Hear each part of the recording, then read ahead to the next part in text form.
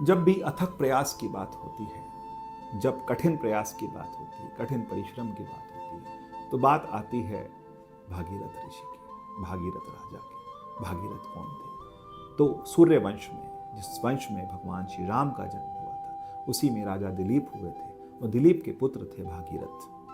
तो कहा जाता है कि भागीरथ जब राज्य करने लगे, राजा बने, तो उस समय उन्हें पता लगा कि कपिल मुनि के यहाँ उनसे उनके पूर्वज जो राजा सागर थे, जिन्होंने एक अश्वमेध यज्ञ करवाया था, उनके 60,000 पुत्र, वो 60,000 पुत्र जो थे वो उस जगह पर भस्म हो रखे थे। तो उन्होंने जानने की चेष्टा की कि ऐसा क्या हुआ कि राजा सागर के, मेरे पूर्वज के जो 60,000 पुत्र हैं वहाँ पर वो भस्म हो रखे हैं। तो पता लगा कि राजा सागर ने अश्वमेध यज्ञ करवाया था। अश्वमेध यज्ञ में जो घोड़ा था, वो घोड़ा देखा इंद्र ने कि ये राजा जो हैं ये बहुत बड़े राजा बनने जा रहे हैं। उन्होंने उस घोड़े को ले जा करके कपिल मुनि के यहाँ पर बांध दिया। कपिल मुनि के यहाँ जब बांधा तो कपिल मुनि गहरे ध्यान में थे। उस ध्यान में जब वो थे तो वहाँ पर उनके 60,000 पुत्र आए। उन्होंने देखा कपिल मुनि अपने ध्यान में बैठे। उन्होंने कपिल मुनि का अपमान किया। कपिल मुनि, जो कि कहा जाता है कि भगवान विष्णु के अंशावतार भी थे, उन्हें क्रोध आया। उन्होंने श्राप दिया कि तुम सभी यहीं पर भस्म हो जाओ, और उनकी मुक्ति नहीं हुई। तो फिर जब राजा भागीरथ को यह बात पता लगी तो उन्हें बहुत कष्ट हुआ।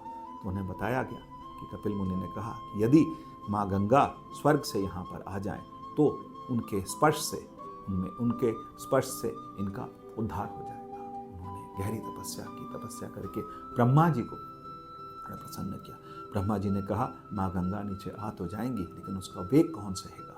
तो वेग सहने के लिए सिर्फ भगवान शंकर ही हैं, जिनकी जटाओं में इतना बल है कि वो इसके वेग को सह पाए। तो फिर उन्होंने भगवान शंकर की उपासना की, भगवान शंकर को प्रसन्न किया। भगवान शंकर ने कहा ठीक है कि मैं माँ गंगा के वेग को अपने अंदर सहन कर लूँगा। तो फिर भगवान शंकर की जटा के अंदर पहले गंगा का वेग आया और उसके बाद उसकी 7 धाराएं बनी।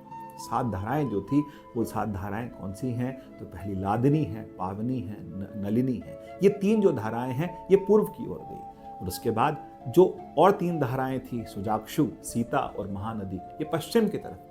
और उसके बाद एक धारा जो थी, कहा गया कि भागीरथ तुम्हारे पीछे पीछे चलेगी, और ये कहा गया कि माँ गंगा को भागीरथ की पुत्री कहा जाएगा। इसीलिए हम माँ गंगा को भागीरथी कहते हैं। और वो चलते रहे और गंगा उनके पीछे पीछे चलती रही। और कपिल के आश्रम के अंदर, कपिल ऋषि के आश्रम के अंदर जब वो पहुँचे तो वहाँ पर जब उनके पितरों को उनका माँ गंगा का स्पर्श हुआ तो वो सब मुक्त हो गए। तो भागीरथ ने जो इस धरा के लिए किया वो कोई नहीं कर सकता। ऐसे महान राजा, तभी मैं हमेशा कहा करता हूँ वंदे महापुरुष ते चरणारविंदम, कि जो इतने महान पुरुष हुए जिन्होंने इतना अथक प्रयास किया। और कहा जाता है कि भगवान शिव भी इस तपस्या के बाद एक बार रुष्ट हो गए थे, कि कहा गया कि शिव की जटाओं में जाएंगी तो गंगा जो हैं वो मैली हो जाएंगी। उसके लिए भी भागीरथ ने फिर दोबारा तपस्या की और भगवान शिव को मनाया कि आप माँ गंगा को अपनी जटाओं में संभालिए।